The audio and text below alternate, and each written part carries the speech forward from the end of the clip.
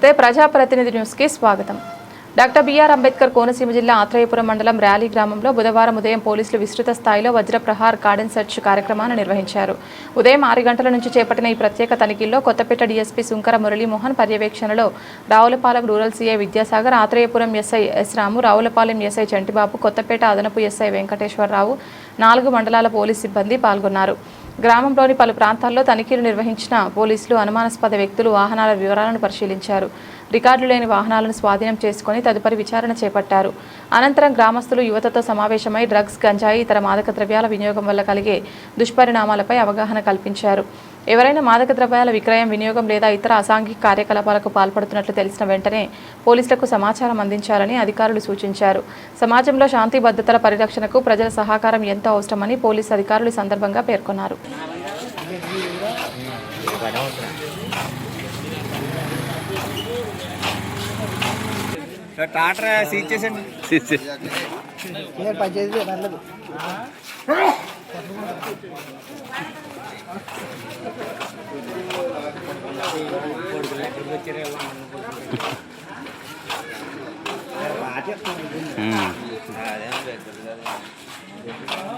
నా కొడుకు ప్రయోజకుడు అవి వాడు బ్రతుకుతాడని, అటువంటిది ఎవరైనా మీరు వెళ్ళినప్పుడు వేరే పెద్దలు అప్పుడే తీకండి.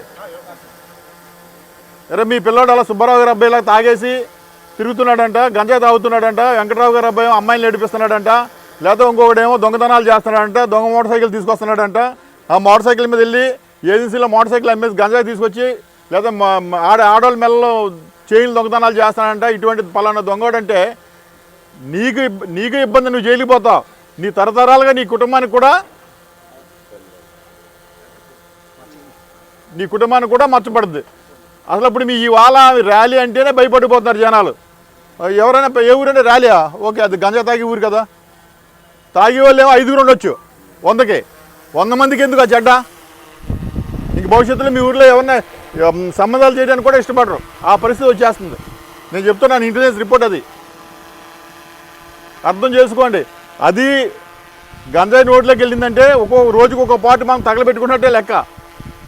సరదా కాదు, మత్తు కాదు. మీ గతం మర్చిపోవద్దు, మీ అమ్మా నాన్నలు మీకోసం ఎంత కష్టపడ్డారో మర్చిపోవద్దు. అర్థమవుతుందా? మనం ఏమైనా మాట్లాడాలా? ఓకే బాయ్, ఎవరు మాట్లాడకండి.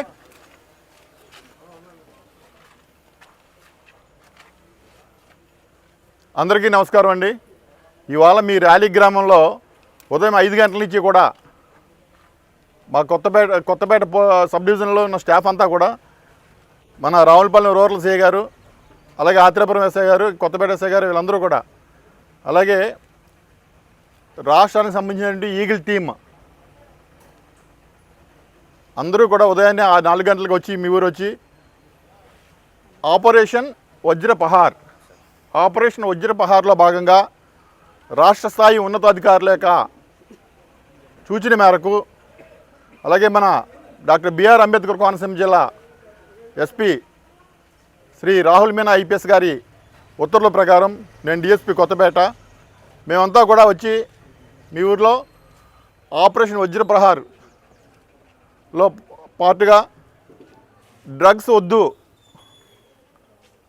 డ్రగ్స్ ఎవరెవరైతే వాడుతున్నారో అవన్నీ చర్చ చేయడం జరిగింది. అలాగే కూడా దాంట్లో పాటుగానే ఈ కొన్ని బైక్స్ కూడా మీరు చూసాం, బైక్స్ కూడా మేము సీజ్ చేయడం జరిగింది. దీంట్లో చాలా వరకు రికార్డ్స్ లేవు.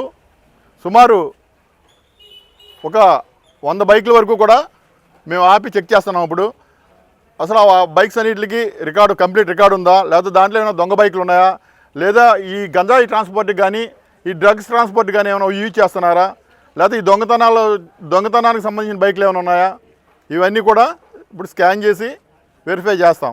అలాగే మీ అందరికీ కూడా చెప్తున్నాను, మీ అందరికీ కూడా చేతులెత్తి చెప్తున్నాను, మా పోలీస్ డిపార్ట్మెంట్ తరఫున, మీరు ఎవరైతే యువత ఉన్నారో, ఎవరైతే ఇప్పుడు పిల్లలు ఉన్నారో, మీ పెద్దలు మిమ్మల్ని మీ భవిష్యత్తు గురించి కలలు కంటున్నారు. నా కొడుకు చదువుకుంటున్నాడు, చాలా గొప్పడు అవ్వాలి, అభివృద్ధిలోకి రావాలి, వాడు అభివృద్ధిలోకి వస్తే నేను పడ్డ కష్టం, నేను ఏదైతే ఈ చెమటలో చిందించానో నా కష్టం ఆడు పడకూడదు, నా కొడుకు పడకూడదు అని నీ తల్లిదండ్రులు కలలుగంటుంటే నువ్వేం చేస్తున్నావు?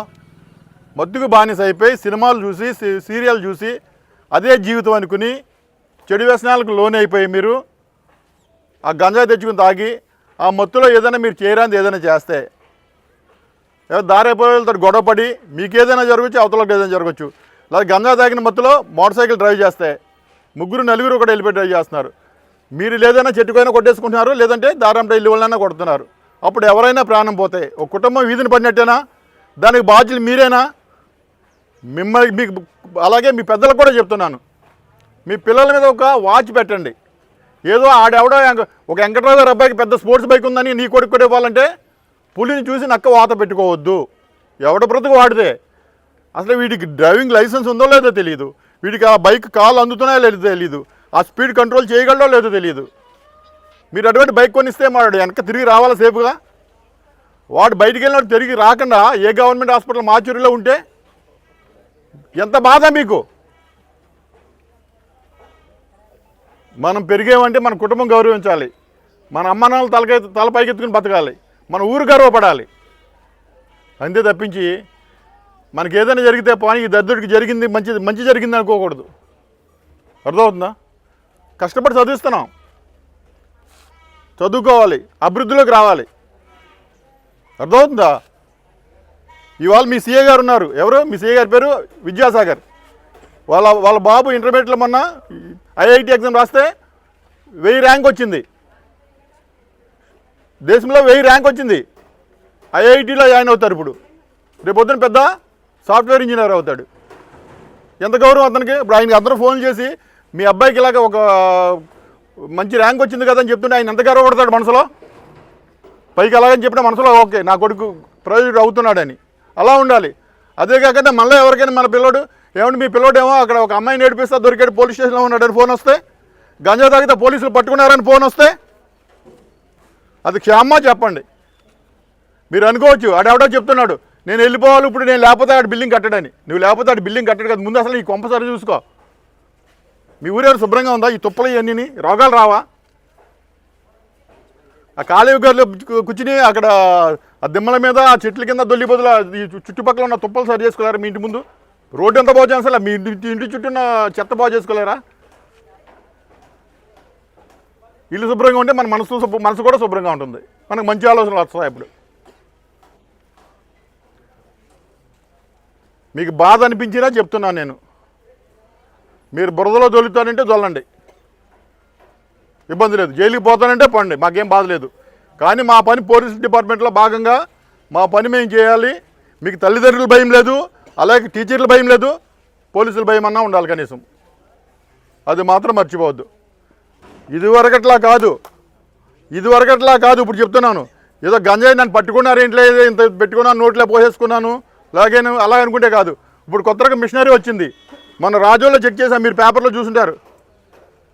జస్ట్ మీ యూరిన్ ఏమీ అవసరంలా, మీరు వెళ్ళిపోయేటప్పుడు ఆపి ఒకసారి యూరిన్ కొద్దిగా చిన్న శాంపుల్ తీసుకుని దాంట్లో వేస్తే వీడు 10 రోజుల క్రితం గంజాయి తాగేయడానికి కూడా వచ్చేస్తుంది.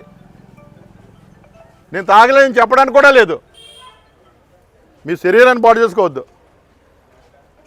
మత్తులో పడి మీ శరీరాన్ని పాడు చేసుకోవద్దు.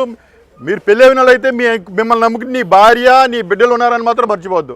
పెళ్లి కాని వాళ్ళు అయితే నీకు భవిష్యత్తు ఉంది, నీకు పెళ్లి కావాలి, నీ తల్లిదండ్రులు ఉన్నారని మాత్రం మర్చిపోవద్దు. మీ పెద్దలు కూడా నా మాట వింటలేదు, నేనేం చేయట్లేదని కాదు చెప్పండి.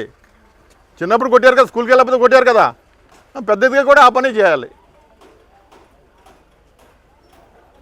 అలాగే ఒక్కటి చెప్తున్నాను, మీ పిల్లలందరికీ చెప్తున్నాను, రేపొద్దున్న నీ చిన్నపిల్లడు నువ్వు తప్పుడు అడుగులు వేస్తుంటే చిన్నప్పుడు నీ చేయి పట్టుకుని ఎలా నడిపించాడో రేపొద్దున్న నీ తల్లిదండ్రులు వయసులో వచ్చిన తర్వాత ముసలోళ్ళు అయిన తర్వాత ఏదో ముసలోళ్ళు అయిపోయారు ఏదో కంపోస్తున్నారని అలా పడేయటం కాదు.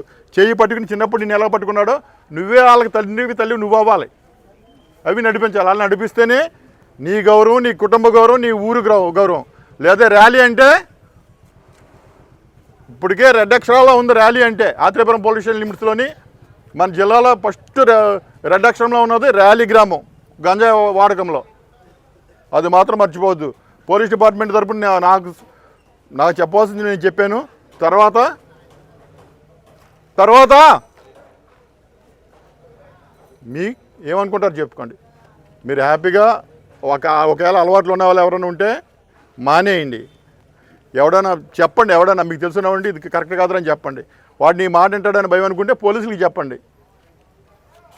పోలీసులు చెప్తే మా పని మేము చేసుకుంటాం.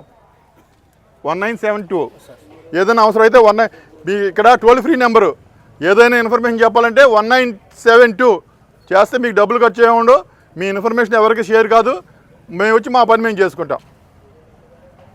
అది మాత్రం మర్చిపోకండి. దీంట్లో రికార్డులన్నీ వెరిఫై చేసిన తర్వాత ఖచ్చితంగా అందరి రికార్డులు ఎవరైనా ఉంటే ఇచ్చేస్తాం. దానికోసం భయపడవసరం. రికార్డులు లేని బళ్ళు మాత్రం మీకు రావు.